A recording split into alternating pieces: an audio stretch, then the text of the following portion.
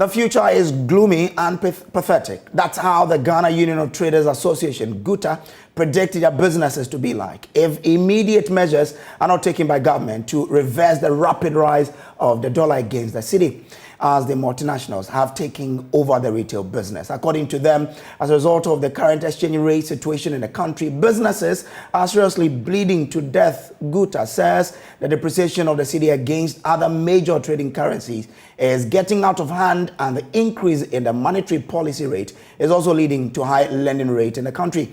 Businesses have raised a situation where their survival is seriously threatened if no immediate action is taken by the government to find solutions. Joining us for more on this is our data analyst, Isaac Kofi Ejay. Kofi, thank you very much for joining us here. But before I go to my colleague Isaac Kofi Ejay, Professor John Gachi is Dean of the School of Business Studies, and he's been speaking to this matter on the AM show. Our reserves have actually gone down significantly.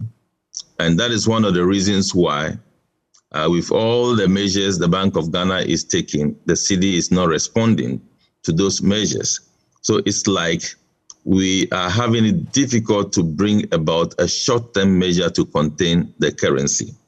And as a result of that, the demand pressures on the currency from August ending will be uphill, and we don't have supply of the currency to accommodate that demand, especially for Christmas.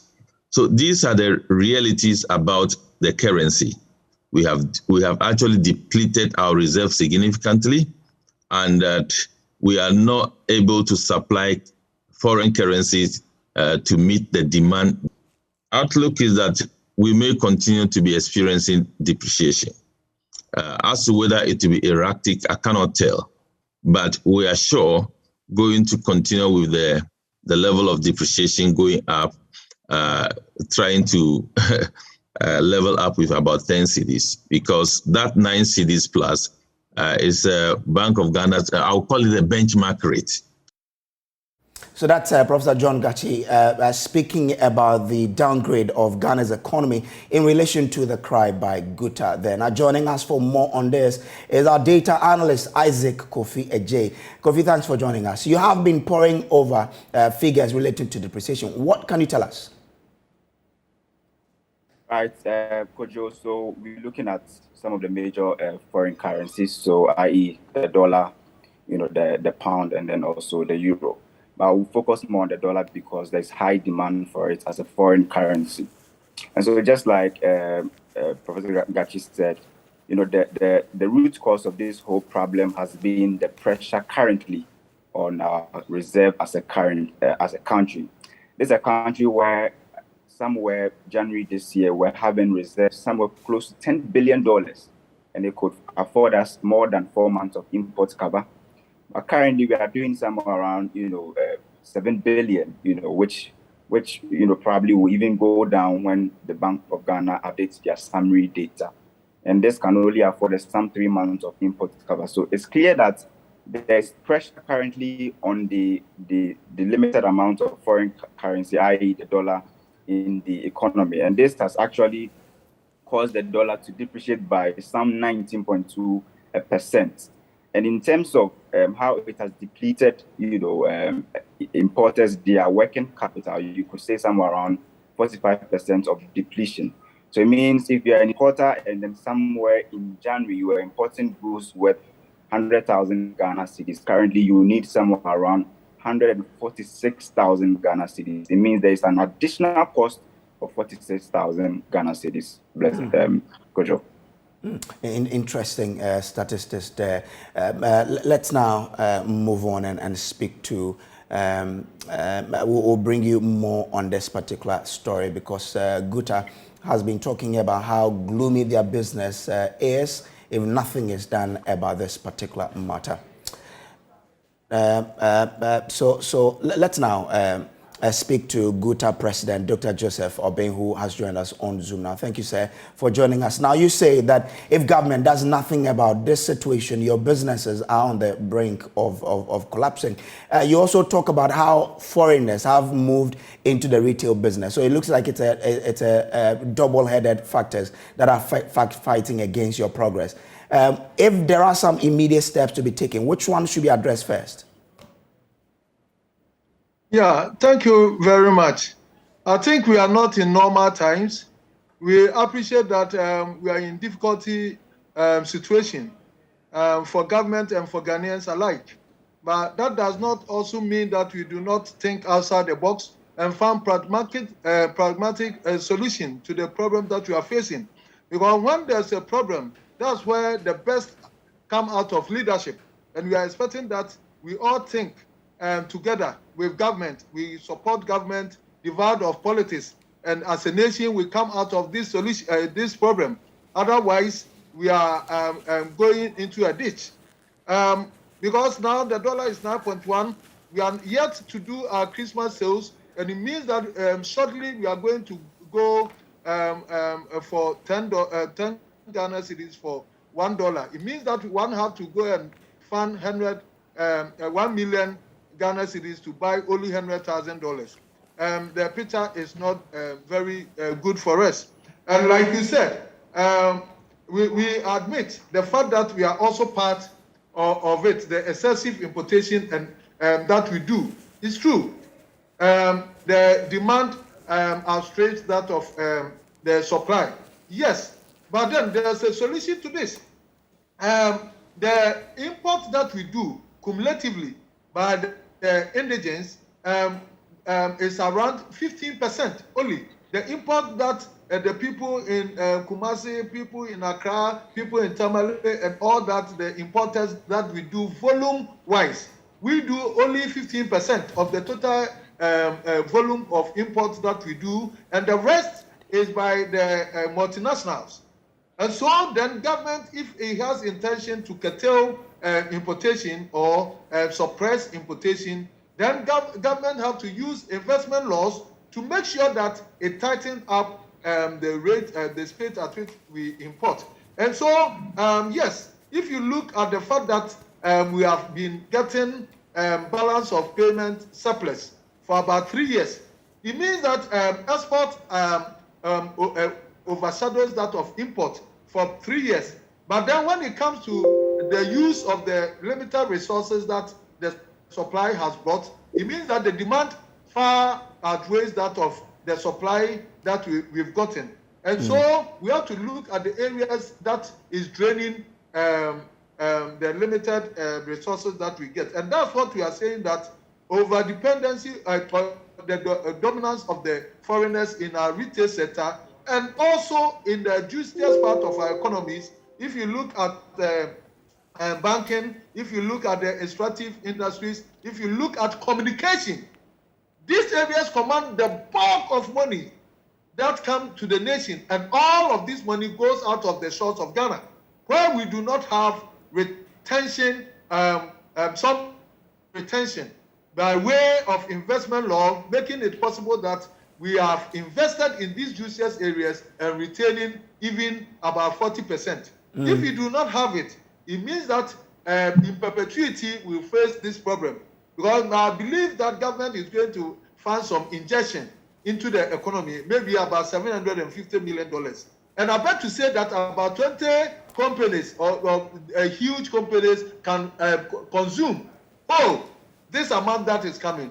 So it means that we have to open our eyes and then find a way to solve this problem. That's why we are lamenting the fact that the investment laws should be structured that companies like the China malls and all that do not bring in any forex, but then they only open their supermarkets and then repatriate all the foreign exchange that we have without bringing the benchmark investment that they will use the same value that would have been deposited at the Bank of Ghana so that they use it. We don't have Dr. Bing, and then export.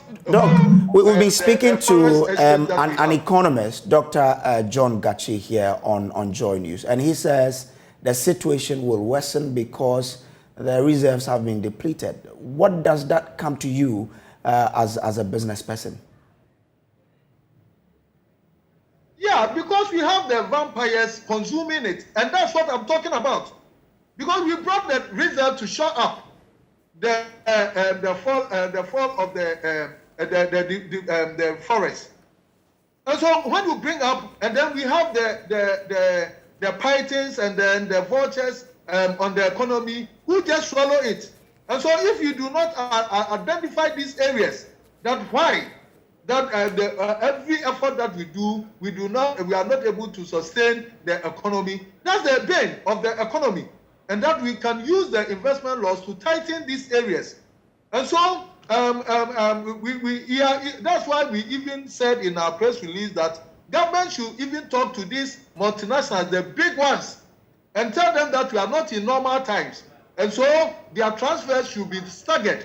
Maybe if they would do it a whole in a month, we can stagger their transfers over a period of a year, a monthly basis and all that. This is also part of the solution, because they did not bring in anything, especially the trading sector. They did not bring any deposit of their investment so that they will use it to transfer their gains into from Ghana.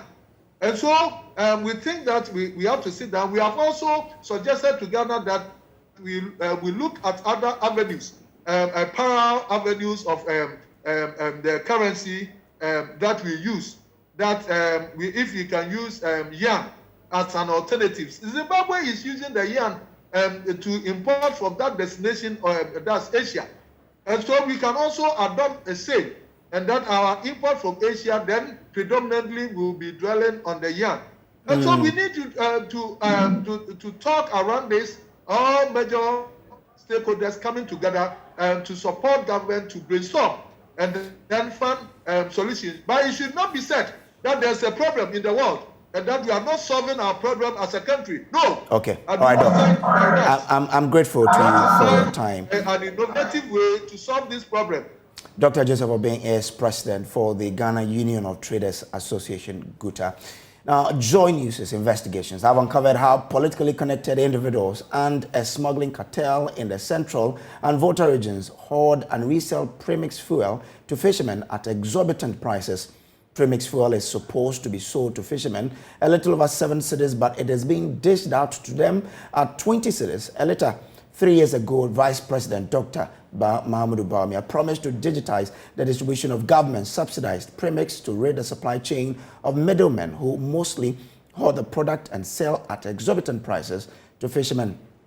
JoyNews investigate how politicization of the newly constituted Premix Committee is compounding the plight of fisher folks at the country's landing beaches.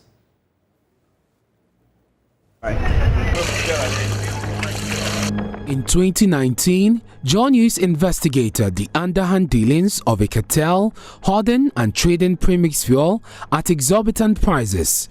The investigations further revealed how the operations of the cartel also created an artificial shortage of the commodity at the landing beaches along the coast of Ghana.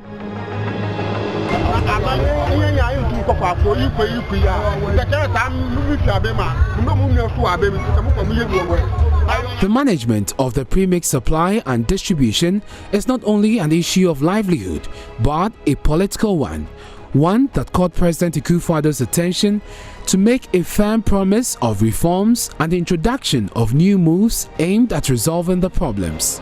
Given efficient distribution of premixed fuel, we will continue to use the premixed fuel tracking system and audit landing beaches measures which have ensured that since November there's been no report of premixed diversion.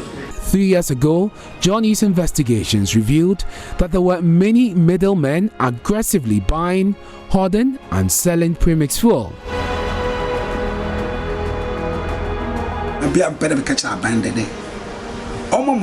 Because you won't go far or landing beach no do. My one when you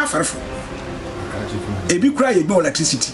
meaning big or child or classroom teacher no what na about to premise no to no. No one is checking these cartels. There are more fishermen in need of premix fuel. That is, the demand at the London beaches far exceeds supply. Secretary of the Premix Committee in Commander, Charles Williamson, agrees.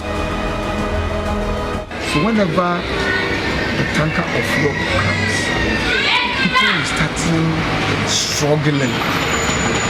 You are struggling to get yours, others are struggling, and you can hear a lot of words about governance and so. I mean, you can hear all these words coming out.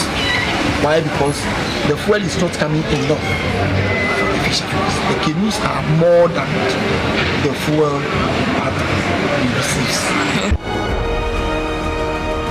Vice President Dr. Mahamadou Bawumia 3 years ago promised to digitize the distribution of premix. Under this arrangement, no individual could buy premix without showing an ID card identifying him as a fisherman. This has only been piloted in the Greater Accra region. Today, the story is no different. At the Central, Western and Volta regions, unbridled hoarding by the cartel and politicization of the premix fuel distribution goes on unabated. It's even worse with a nationwide shortage of premix fuel.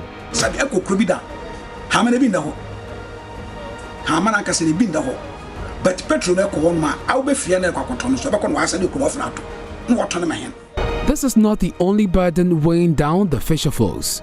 It's the politicization of the Premix Committee and the hijacking of the premix distribution by persons perceived to be affiliated with the governing party.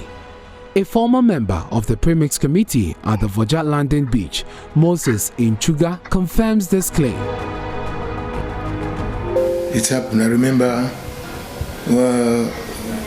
one Mr. Is a government appointee, I can say. Sometimes when the fuel come here, he used to come here to monitor. But before you realize, he placed order that I'm so and so, they will give him 30 yellow containers, sometimes 40. They will not take it away that time. He will keep it with someone in the community. After the one we receive finish,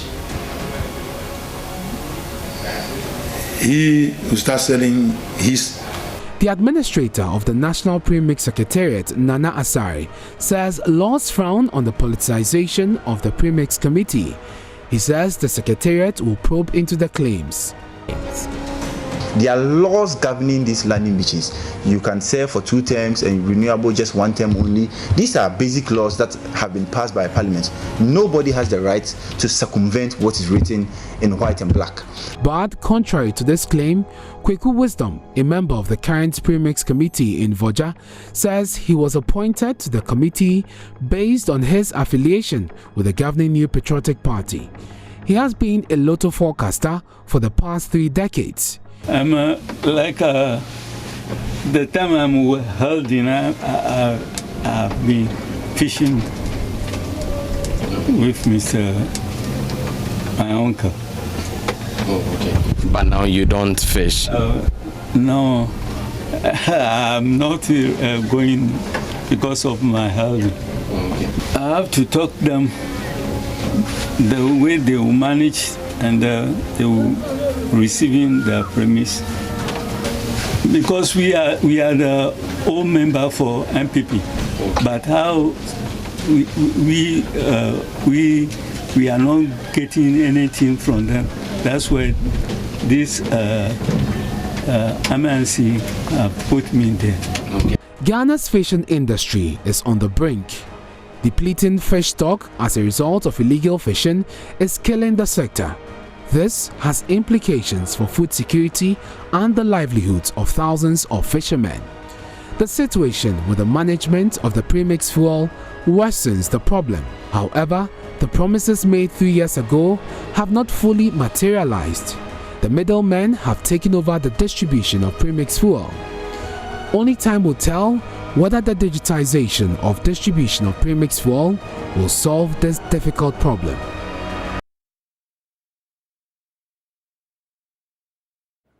The full documentary plays at 8:30 p.m. tonight. Make time and watch that documentary.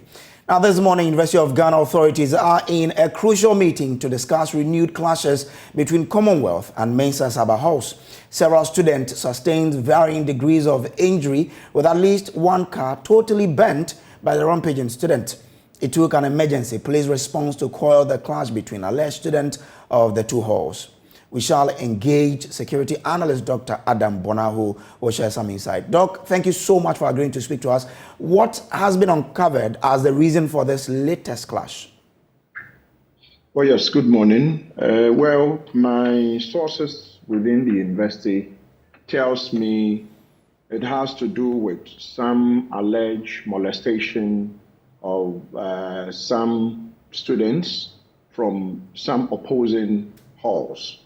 And this actually led to something that looked like a reprisal attack. I am told that about 3 students were beaten for wearing their hall T-shirts. And so when this was reported to the university, I am not sure what action the university took to address and to address this unfortunate incident. And so that actually led to the opposing hall, which actually felt that probably no one is paying attention to them, attacking, literally, vandalizing property of the other hall. So this is what my sources within the university, tells me, information received from the university, within some members of the university. These things do happen in almost all our traditional universities where we have these two halls competing for supremacy. Why have we not been able to keep this under control over the years? Well, we haven't been able to keep this under control maybe over the years because if you ask me, I will tell you that probably the universities have not paid attention to their own internal security arrangements. And so you take, for instance, you remember the Dastardly Act that, happened in KNUST some few years ago where they went on rampage, damaging a lot of properties, broad daylight. You remember one in Cape Coast University. And then University of Ghana, almost all the time, you hear these things happening. I'm sure this year we've seen some isolated incidents this year, but it's been rampant. And if you ask me, I would say it is just lack of punitive measures.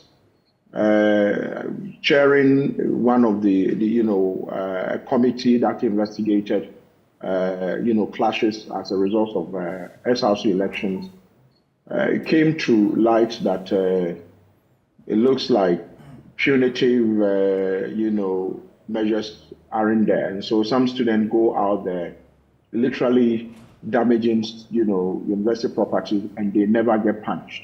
And most of this, call them traditional universities, actually have a large segment of their population being non-students. When I say people who have no business staying on campus, they are done with their university programs and they are still domiciled on these campuses. And so these people have become trainers for the trainees.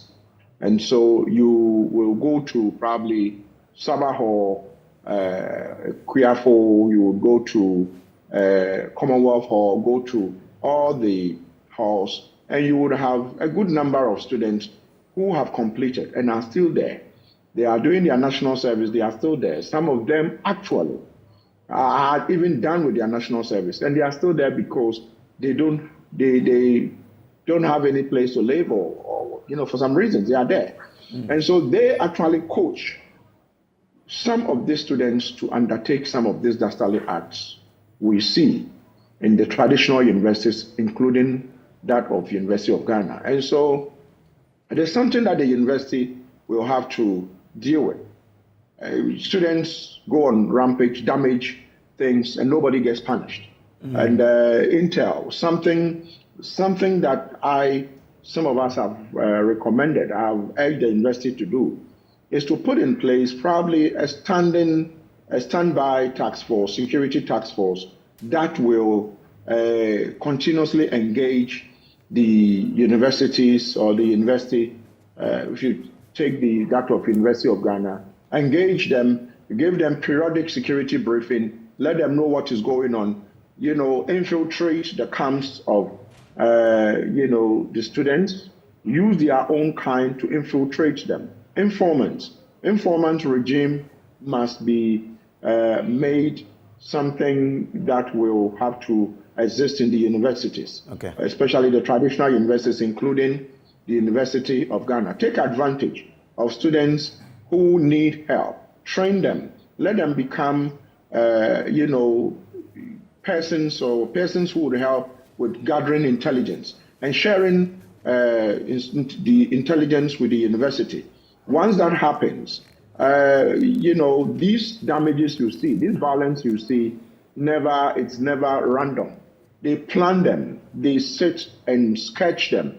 You have to take so they will take a bean, this maybe 240 bean, liter bean or whatever, and then they'll put stones in them and put them in. So they plan them. They go around picking stones and bricks, and they will pile them in the corner. If you are passing, you will think it is a bin that is filled with rubbish and it hasn't been emptied. So it goes through proper planning before an attack is launched. And so if you have informants who have infiltrated, they tell you that there is likely to be some attack. There's likely to be, what do you call that, some attack. Okay. Then are you there? Doc, let's find out from you, the committee that you chaired. Why do you think the University of, how was your recommendations implemented before we move on? The recommendations you gave the university, how were they implemented, really? Myself and my, abled committee members, in fact, coincidentally, the Dean of Students now was a member of my committee, Professor Rosina Tremanting, Provost now, Professor Otin, and, Frederick Buama and Charles and the rest were all part of my committee. It was a 5-member committee. We delivered our report.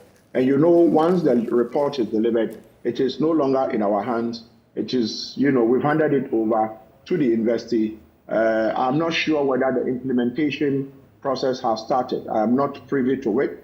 But if the implementation process hasn't started, one can only urge that the university, because it took us a long time, number of days, weeks, months, in fact, to put the report together. And it's so in-depth. And so if the university is going to, go into the report and probably implement some of the recommendations, we are going to have a situation where these types of violence, whether during elections or on a normal day or when they are, SRC week or Hall week, because this was as a result of, I think, a Hall week. I think Sabah Hall is celebrating it Hall week, I'm not sure. And so, there will definitely is going to be drama there, and students are going to get agitated. We put in a lot of good recommendations, but I'm not sure, and I haven't obtained permission from the university to go into the nitty-gritties of the recommendation, but I can speak, generally about some of the things that I personally expect the university or the traditional universities, where these things over the period has taken place and continue to take place, to put in place. So I think this is how far I can go with, that report. So for you, with the latest happening and going forward to ensure that it doesn't happen again, what are the critical things you think not only the University of Ghana, but all traditional universities must do to ensure these things do not happen again? First of all, I mentioned some of them when it has to do with intel. Pick intel early, process the intel, and, act if the intel, seems to be good. it looks like that is not there. The university community, the university security, the point of interface with the civilian police. You know, these traditional universities are semi-autonomous. I mean, per the Universities Act or wherever. So the police cannot just run into a university, let's say University of Ghana campus, and begin to arrest people without invitation from the university management or the head of security on the University of Ghana campus or the other tradition or the other universities. There has to be a similar. There has to be some interface that is lacking. So you take, for instance, this particular recent attack that took place. My information tells me that when the students started surging forward, the first respondent to the University of Ghana obviously was the University of Ghana, the university police.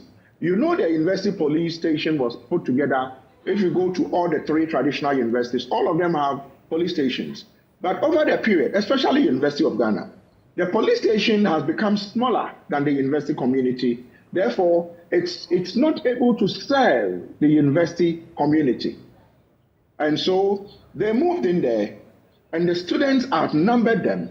They couldn't do anything apart from folding their arms and watching, because tactically, if I am in charge of a police detachment that goes into an area where young people are throwing stones, and I look, the number of men I have are, let's say, 10 or 15, I'm not going to respond. You either would go there and fire live ammo, kill people, and probably get into trouble, you know, maim people, or you fold your arm and say, well, they are destroying property. We don't have the men now. So that's what happened. I'm told they had to literally wait for reinforcement. And you know, the Public Order Act says that if you have to go on a demonstration, you are supposed to inform the police. Right. The reason, the idea behind that is to let the police also prepare with their riot gear and what have you. But in this case, the university students don't usually, they don't fall within this law, the Public Order Act, because I earlier on mentioned that they are semi-autonomous. And so when they are demonstrating within the university, somebody would have to invite the police to come in. And so the police would now have to go look for their water cannons, look for pepper sprays, look for, and it takes time. And so this time, even though the police responded, because the police were not prepared for such a confrontation, they got in when the carnage had already taken place, the burning had already taken place. And so these are some of the things they should be doing. And also training the university's own security. If you look at the ratio between, let's take University of Ghana. The ratio between the university security vis-a-vis university students in terms of the numbers, I mean, it far outweighs what one would have expected should be the norm. So what some of us are saying is that put in more measures and catch students who are rowdy and confrontational and damaging school, the university property. Punish them. If some of them are serving jail terms in Insaum or wherever jail facilities we have, it will serve as a deterrent to others. But when people destroy and they never get punished, there is nothing to deter others who want to do it. Okay. Thank you so much, Dr. Adam Bona, for joining us with your thought here on News Desk. Now, the chiefs and people of the Asogli State in the whole municipality of the Volta region have ushered in the 2022 edition of the Teza, that's the Yam Festival, with hiking on the Adaklu Mountain. The hiking expedition was the first activity of the Teza after 3 years of a moratorium on the celebration due to the outbreak of the coronavirus. There is more in the following report by Fred Kwame Asari. Thousands, including residents and revelers, thronged the town of Adaklu to participate in the hiking and as well make merry with friends and families. On the average, one would spend about an hour and a half hiking to the peak of the Adaklu mountain, which measures 580 meters above sea level.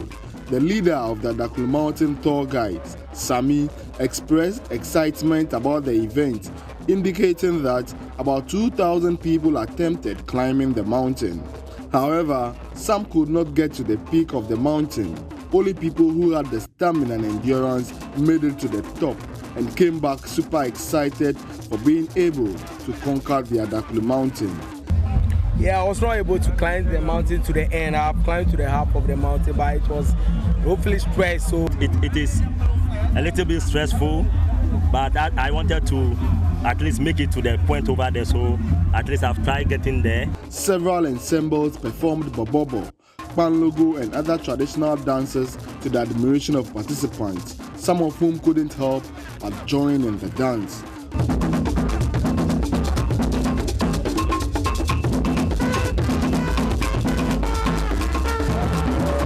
They should come in for them. There should always be a support from government, because everybody always thinks that government is everything, and it's true. So government should support this kind of program. If you want the mountain behind me, by now we should have about 2-3 power gliders coming down to the park. But there's nothing like that. I won't say I'm disappointed, but we are still trying. You see, it's about time we come to our own region and push. You understand what I'm saying? Volta region have the most natural resources here. So I think, my brother, we are doing well. Small, we are doing well. I feel my people, lovely people around here, see visibility for people, you know, from different angles of the world. It's a very massive situation, man. Like I said, I got food every joint from me. From only to now, I really enjoy the place. So more of him going up to my people all over the world. The Yam Festival has just been. Today is the first start of a crew work. So wherever you are, just make your crew location to Volta HOCT. It's nice, but they shouldn't be fighting and bringing criminals and knives to the festival, because this is what we used to remember. My name is Biolex Wapet MC, and I'm coming from Dansoman City, you know what I'm saying? Dansoman, to be precise. We came here and we came to climb the Adaklu Mountains, and it's so superb over here. The reason why all our guys in Accra, when they school with us in Accra, they don't stay in Accra and come back to their village, is they are endowed with so many things in their village, especially the Adaklu Mountain. And moreover, they have the Coca-Cola bottle ships. The girls are endowed with so many things. An Asafofia of the Asogli state, Togbe Jomachi II, said that the large number of people participating in the first activity of the 2022 Thezan depicts how excited people are about the festival. We have one big one coming, that is September the 2nd, which is the hailing of the yam. Yeah, I would only want to appeal to our people, and of course people from other part of Ghana or the world who would want to come in here. This is a traditional festival, and when we come, we're looking at development, we're looking at unity, we're looking at togetherness. So people with evil intentions, let me put it that way, who would not want to work in terms of unity, who are just coming to destroy and whatever, we would advise them to stay away, because during this time certain rites are performed or whatever, so we need our land to be holy so that the activities can actually go on. So when we can, let us comport ourselves, but enjoy ourselves, take part fully in the activity. The queue couldn't climb the mountain to bring you magnificent views of Ho, Adaklu, other townships in the enclave. We promise to participate in the hiking next year and ensure we serve you with such pictures. Fred Kwame Asari, Joy News, Adaklu Chirpe. You're also watching the Joy News desk here on the Joy News channel. We'll take a quick break. When we return, we'll bring you latest from the world of business. Stay with us.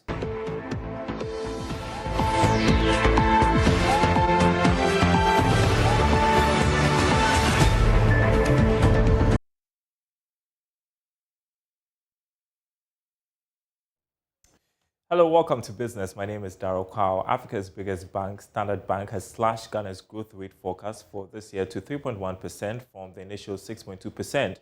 It has also lowered its 2023 growth forecast for the country to 4.1% from the earlier 6.8%. Government in the 2022 mid-year budget review cut the growth rate for this year to 3.7% from the earlier projection of 5.8%. Charles Nixon looks through the bank's latest research on Ghana and has more. Reports said growth now faces a confluence of downside risk this year and next year. First, the government is running out of external financing options, therefore public investment in infrastructure is unlikely to underpin growth over the coming year. Secondly, the cedi's fall since January this year has further increased inflation, which will soften private household consumption over the coming year. Therefore, Standard Bank said the Bank of Ghana's Monetary Policy Committee may have to further raise the key benchmark rate to stem rising inflation expectations as well as support the cedi. Thus, it said may also further reduce private investment over the coming year. It also pointed out that the country's growth rate also faces rising domestic fuel prices and with no fuel subsidies to offer any support. However, the gold sector may offer some upside to the outlook. The Ghanaian economy expanded by 3.3% in the first half of this year. Now, 5 small and medium-sized enterprises in the Ashanti region have begun a 6-month incubation training at the Recycle Hub Ghana. The training is to equip the participants with relevant business development skills and also provide support and investment exposure to their businesses. The Boosting Green Employment and Enterprise Opportunities in Ghana project is a 4-year project implemented in the Ashanti and Western regions of Ghana. The project is a European Union-funded program that SNV Ghana is implementing with the United Nations Capital Development Fund. Here's more. It seeks to support the development and scale-up of businesses in agriculture, renewable energy, and water and sanitation sectors. Mrs. Rita Krampa, a corporate trainer, observes many young entrepreneurs fail due to limited funding and rigid requirements imposed on them. She believes that startups should be spared of fulfilling some of these requirements. She called on government to support the training hubs to enable them build capacities of young aspiring entrepreneurs. Recycling business is becoming more and more exciting every day, seeing a lot of young people now becoming concerned with the environment and its sustainability. And the hubs are there to support them with training and every other thing that they need, all the support that they need, even helping them to get funding. And that makes it even more exciting so that people will divert their attention to entrepreneurship in the green business, which at the end of the day is sustaining the whole world. What the state can do or the government can do to help is to help the hubs, support the hubs, to support them, because the government cannot reach out to them directly, but the hubs can. But the hubs need to be funded to be able to take care of them. Look, today, for example, the hub is only able to support only 4 of them, but if they are given the necessary support, they can support about hundreds of people. The project lead, Mr. Ako Binchwe, encouraged SMEs to engage in environmental friendly activities. And as Ghana and as the world is transitioning into more climate resilient works or jobs, we see that it is very essential for SMEs to also delve into that aspect, because everyone is going green, you understand, and the earth is just one. If we destroy it now, the future progeny will suffer. So that also helps us to also inculcate some aspects of greenness into our businesses. A participant, Gladys Chiofuriwa, was grateful to Recycle Hub Ghana for the opportunity and encouraged them to reach out to more people. There are lots of people out there who are doing amazing things, but they have no opportunity or no fund to just do these things. So please, we plead on Recycle Hub to just improve on what they do so that they can get more people. Reporting for JoyNews, Kwesi Deborah. And that's business. More coming up after this break. Do stay tuned.